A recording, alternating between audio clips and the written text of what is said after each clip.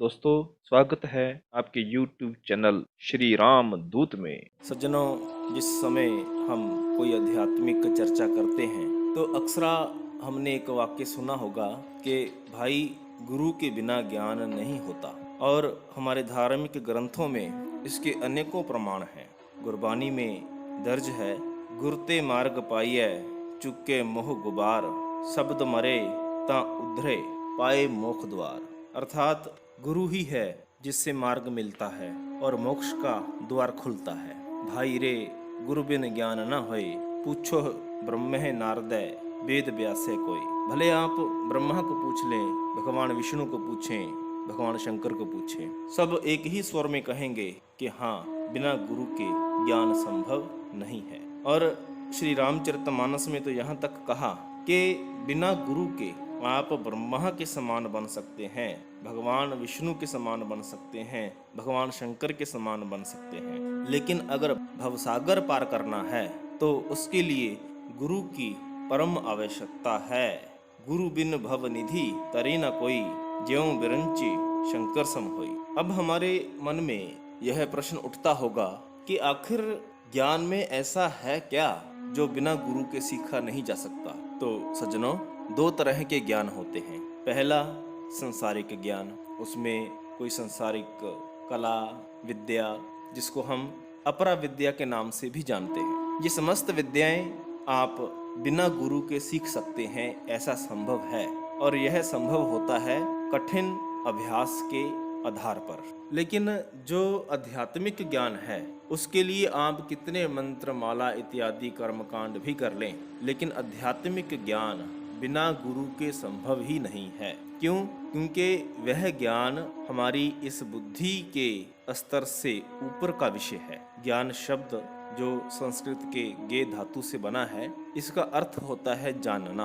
और आप जानते कब हैं? जब आप प्रैक्टिकल करते हैं, केवल सुनते नहीं। जैसे बिजली की तार में करंट है, यह जानते तो सब हैं, लेकिन यह आवश्यक नहीं है कि उस करंट को आपने कभी छू कर के अनुभव भी किया हो। बहुत से लोग हैं जिन्होंने करंट का अभी अनुभव ही नहीं किया। तारों में करंट है, इसको ज्ञान नहीं कहते, यह केवल जानकारी है। लेकिन जिस वक्त हम छूते हैं और हमें करंट महसूस होता है, अब यह जानकारी नहीं रही, बल्कि हमें ज्ञान हो गया।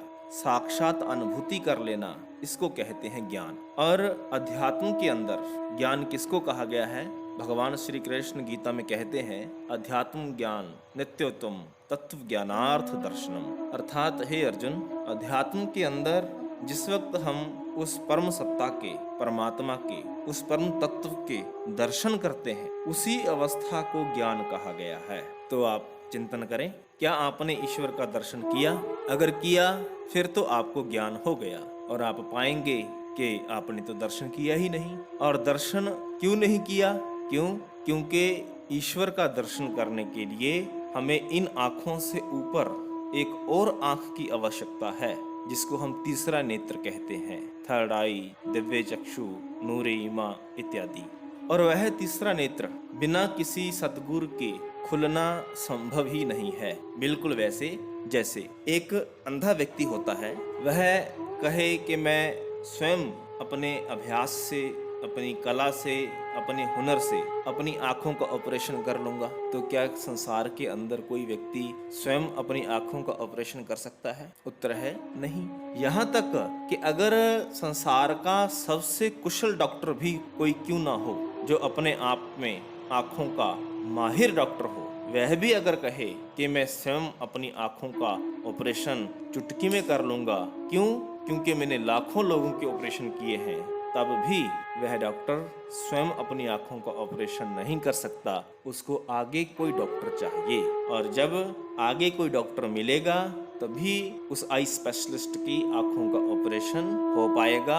अन्यथा उसके दावे, उसका अनुभव, उसकी कला, उसकी डिग्रियां सब राख हैं, जीरो हैं। ठीक इसी प्रकार हमारी दिव्य दृष्टि हमारे किसी भी कर्मकांड से, अभ्यास से, हठ से, तप से स्वयं नहीं खुलती। इसको खोलने के लिए एक आध्यात्मिक डॉक्टर, कोई पूर्ण सद्गुरु, एक कुशल संत, ब्रह्मनिष्ठ ऋषि, उनकी आवश्यकता है। वे जब मिलेंगे तो हमारे मस्तिष्क पर स्थित उस दिव्य दृष्टि को खोलकर हमें भीतर ही परमात्मा के दर्शन करवाएंगे। और जैसे ही आप ईश्वर के दर्शन करोगे, उस दर्शन करने की अवस्था को कहा जाता है कि आपको ज्ञान हो गया। इसे कहते हैं ज्ञान। और इसलिए जगह जगह ग्रंथों में लिखा है कि भाई गुरु के बिना ज्ञान नहीं होता, नहीं होता, नहीं होता। और यह सत्य है कि नहीं होता। सज्जनों, अगर आपको यह प्रेरक प्रसंग जानकारी हृदय को छुई हो तो कृपया लाइक करें, शेयर करें।